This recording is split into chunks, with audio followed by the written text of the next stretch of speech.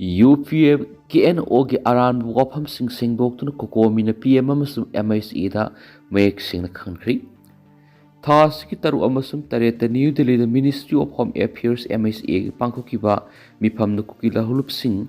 cookie national organisation KNO अमसुम united people's front UPF की लुसिंग बिसिंग गी माइकेदेगी फोंगदोकिबा वाफम सिंह अरान ममदि युफम याउद वाफम नि हाइबिगी मयेक सेंगबा खुदम सिंह याउबा सिरोल अमा coordinating committee on Manipur integrity कोमीना प्राइम मिनिस्टर पीदुना खंगनकिबा लोदना सिरोल अदुगी कॉपी अमसु ministry of home affairs MSA अमसु मिनिस्ट्री की adviser north east AK minister सु पिसिंख्रि कोकोमी की कन्वेनर खुराइजम अथौबना खुयेक पीदुना पिसिंखिबा मेमोरंडम अदुदा थासिगी तरु अमसु तरेता नमिनिनी सुबना MSA ना कोकी सु ग्रुप सिंग सिगी लुसिंग सिंगा वारी सानखिबदुदा कोकी ग्रुप की लुसिंग सिंग के माइकेदिगी मणिपुर की सिंग की लमसिंग मणिपुर की निथौगी लेंगा मखाद लेरखिदी हैना फोंगदोखिबा अदुमा हिस्टोरिकल अमदी लीगल फैक्टसिंगबु लाना लमजिंगदुना मखोगी तोखाइब एडमिनिस्ट्रेटिव टेरिटोरी अमा डिमांड तौरिबदुबु असुब मलहनना बहनबनि मखोगी वाफम अदु मणिपुर स्टेट दरबार रूल्स 1909 अमसुम post independence judicial ruling 1963 and 1973 दा सिंगी लम सिंग्याउन मणिपुर के अपुनब लमगी सरुक स्टेट अमसुम मसिगी सक्सेसर की लॉफुल जुरिडिक्शन मखाद लई हैबा तसिंग तसिंगलबु रिकॉर्ड सिंग अदुगी ओना तैनबने हनसु प्राइम मिनिस्टर खनकी सिरोलदुना कुकी कनानोमति मतौ क्रमना मणिपुर लाखिबगी हाइबगी मतंग मेक सेंग खंगनबगलोजना कुकी ग्रुप सिंग असिना मणिपुर मखोगी मपा मपुगी लमनी हाइना क्लेम तौरिबदु मणिपुर की पुवारी बसिंगनबनी कुकी सिंग इंकुमजा लिसिंग अमगा चनिपानगम निफुगी मतमदा मणिपुर संगलक्तुना खुंदाबो रखि मसिसु ब्रिटिश ना अहान एंग्लो बर्मा वार 1824 दगिना 1826 माइ पाकलब मतुंदगी ओइरखिबनी मतम अदुगी ब्रिटिश पॉलिटिकल एजेंट 1844 दगिना 1863 की मतमदा मखोगी पन्नम अहुंगी मखादा कुकी खुल सिंग मणिपुर लेहलखिबनी पन्नम अहुम अदुदी अहानबदा लुसा हिल्स दगी रेट सथरतनाबा मखोइबु ह्यूमन बफर जोन ओहनबा अनिसुबदा मणिपुर की सिंगी लमसिंग लौ सिंगुगी थबक पैखतुना रेवेन्यू जनरेट तौनब होनरकपा मदि अहुम सुब पन्नमदा मखोइबु हाइरिबा थबकसिंग असिदा लेबर ओइने सिजिनाबदा नतना ऑक्सिलरी फोर्स अम ओहनबनी वाफम असि मतमदुगी पॉलिटिकल एजेंट मैक कोलोकी account of valley of Manipur 1891 मेक सिंगपाली कोकी हाई ताम सिमा कॉलोनियल रूल न सेमलंबा ताम अमनि हैब वाफम सिरोल तुदा पल्लदुना कोकी हाइबसि मणिपुर की येलो फ्रूट अमनथि ब्रिटिश न मखोई की लेंगाक ति हेन खुदोंग सानबा सिन लुसाई हिल्स अमसु मसिक ताइनब मफम सिंग खुंदाब ट्राइब सिंग अमत ओइना कोकी हैन खंकिबनि मसिगी ममांगना ट्राइब सिंग सिगी मसामसगी क्लास मदि ट्राइब ममिक लेजरमनि मरमसना कोकी हैन मणिपुर मखोई मपा मपुगी लमदा हैन क्लेम तौरिबसि हिस्टोरिकली अमदि लिंग्विस्टिकली मसाना लालब वाफम नि हैन स्पुदुकी सिरोलदुना मणिपुर स्टेट दरबार की मतंगदा पल्लदुना मतम पुमर सिंग मसुम तम याउना मणिपुर की पुनबा लमखैसि मणिपुर की निंगथौगी स्टेट दरबार की हौजुना स्टेट लेंगा की administrative मखादा लैदुना लाखली The Rules for the Management of State of Manipur 1907 दा मणिपुर की सिंग मसुम तमगी लम उमंग अमदि टैक्सेशन की मतंगदा दरबार एडमिनिस्ट्रेटिव अथॉरिटी नि हाइना मेक सेंगना पनबगलोजना ब्रिटिश ऑफिसर सिंग अमदि एडमिनिस्ट्रेटर सिंग की रिकॉर्ड सिंगसु मणिपुर की फॉरेस्ट लम अमदि टेरिटोरी सि निंगथौगी मरल नि हैना ईदुना मेक सेंगना थम्मी हैब वाफम सु सिरोल दुर पाली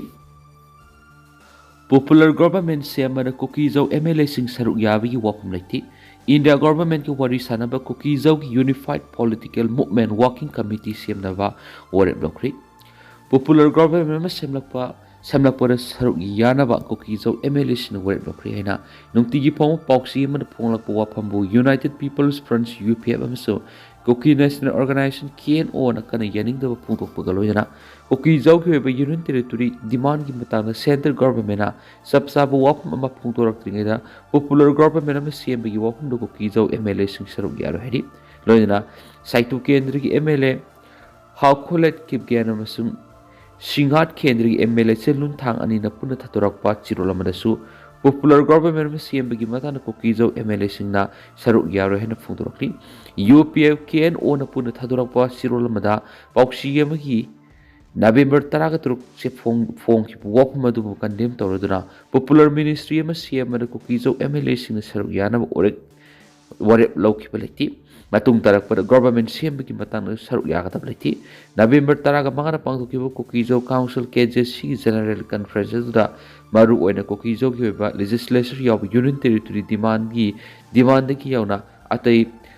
practical oiba issue kya rakhana kidubu convention aduda official oina warep amata loki baleti hari convention aduda ministry ama lakpada maduda join tawba tawdabi ki matangna kumna khanna baleki adubu mifam aduda saruk yake bu Kuki Zau lukki mute singi mekedi ge madi MLA singi mekedi ge government of India na union territory demand ki matangna makhoi goiba sabsa bu wapam ama tholak tri bu habu Kuki Zau MLA singna popular ministry ama hekta lakpada maduda saruk yaro heba warep amugana session lawmina kheri maramasina pauksi tu phong ki buap madu semjin sajin ba mari Kuki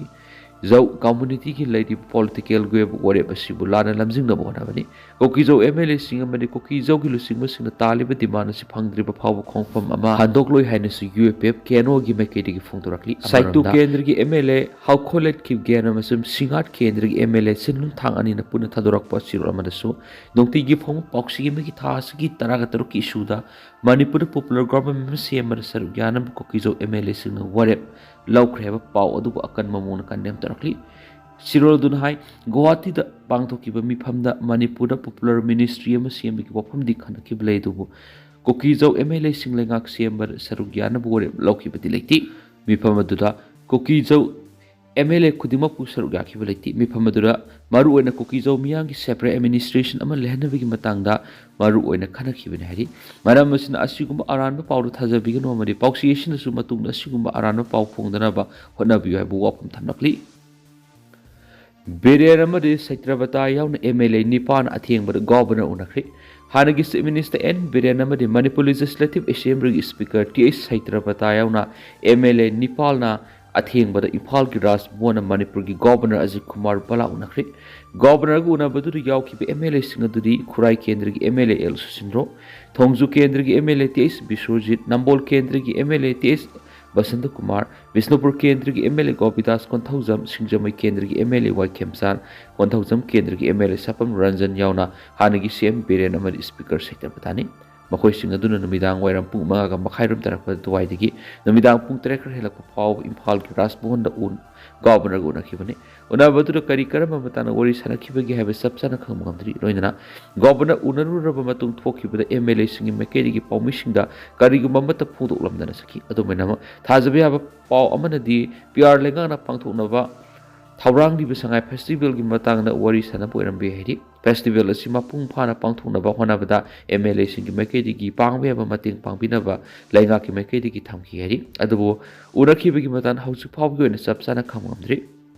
dadana sum memba thamjage du makhata ba no update myam punanga minasi